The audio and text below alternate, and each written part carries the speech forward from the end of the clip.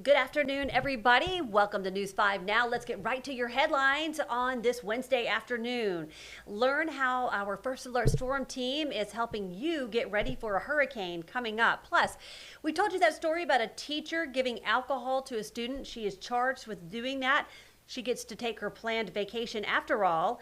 And new airport policies allow flyers to keep their shoes on.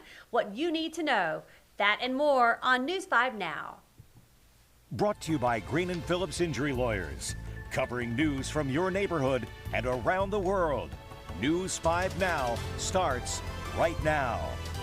Hey everybody, welcome to News 5 Now. I'm Devin Walsh, glad to be with you on this Wednesday afternoon. I hope you're having a good day so far. I just got back from the Mobile SPCA and we have some great pets of the week to introduce you to over the next few weeks. So many wonderful animals. I always tell people if you're in the market for a dog, go to a shelter. There's so many great dogs that need to be adopted and lots of cute ones at the Mobile SPCA. Let's get right to our big stories at this hour, something we are gearing up for this afternoon. The First Alert Storm team wants to make sure you're ready when severe weather hits today. You can head to the Greers on Cottage Hill Road in Mobile for our latest weather radio programming event. The meteorologist will be there from 3 to 7, programming devices for free. Number 4, local teacher charged with child abuse has permission to go on vacation. Tracy Walker is accused of giving a 4-year-old student alcohol at Collins Roads Elementary. She asked the judge to adjust her bond restrictions to go to the Bahamas. Her attorney said the trip was planned and paid for before her arrest. The judge allowed it, but she has to wear an ankle monitor. Number 3, the search for a missing Baldwin County woman is underway. Pritchard police say 53-year-old Bonnie Calazar was reported missing after she was dropped off at a motel in Pritchard. She was last seen at the Star Motel. She is 5'7" and weighs 128 pounds. Obviously, that is the wrong video right there. And that brings us to number 2. Travelers around the Gulf Coast are already seeing changes in airports. Pensacola International Airport and the Mobile Municipal Airport, they are among those ending their shoes off travel policy. The Department of Homeland Security officially announced this new policy this week. And number 1, rescuers continuing to look for more than 160 people believed to be missing in those Texas floods, including the couple on your left. The Salazars, they are from Mobile. They were swept away in the floods along with their daughter-in-law and precious little granddaughter. The daughter-in-law was found yesterday, but 3 of them are still missing. There's so many beautiful campers from Camp Mystic still missing. We know that 119 people are confirmed dead.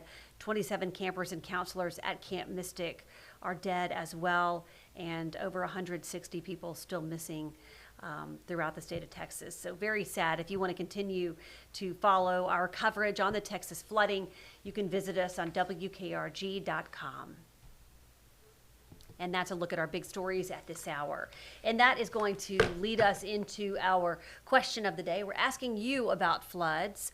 Our question today is, what is your emergency plan if there is a flood? What is your emergency plan if there is a flood?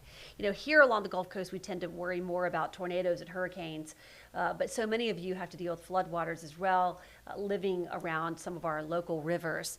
So let's see what you have to say. Are you prepared? Grab snacks, put on floaties, paddle to higher ground. Grab pets and important papers, get to higher ground. Aaron says if there's a flood on his street, the entire city's in trouble.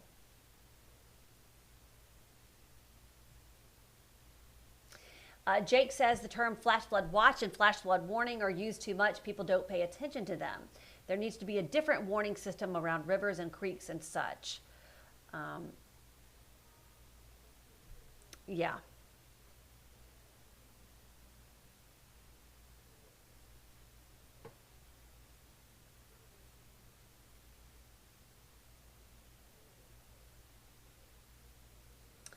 pull down the attic and go up. I keep a hammer inside to break through the roof just in case. So some of you have plans for floods, some of you don't. It just really depends on where you live. I don't really have a plan for a flood because where I live, I'm not in a floodplain. But we actually did have water seep into our house several years ago. So when we get those, 10, 12 inches of rain in a short amount of time, the ground is dry, your house can flood. I don't think that we would see, at least in my neighborhood, obviously the kind of floods that they had in Texas, but I know a lot of you do live in areas where there are rivers. So this makes you think about, what is my flood plan if something happens? All right, now it's time for our poll of the day. And it says, the TSA is ending its shoes off policy at airport checkpoints. What are your thoughts on that? Are you happy? You think it's awesome? Never bothered me, or no opinion. Go ahead and take part in our poll. Give us your thoughts on that. I'm kind of happy. I hate having to walk around on ground where everybody's taking off their shoes. But what do you think? I don't travel that often, so it's not that big a deal to me. But I know a lot of you do, and so you're liking this. But if you want to give us your thoughts on the TSA ending the shoes off policy, go to WKRG.com or WKRG's Facebook page and take part in our poll of the day or our question of the day. All right, everybody, that's going to do it for me on News 5 Now. Thank you for joining me. I'll be back for WKRG News 5 at 5 o'clock. Have a great afternoon. Covering news from your neighborhood and around the world. You are watching News 5 Now, brought to you by Green & Phillips Injury Lawyers.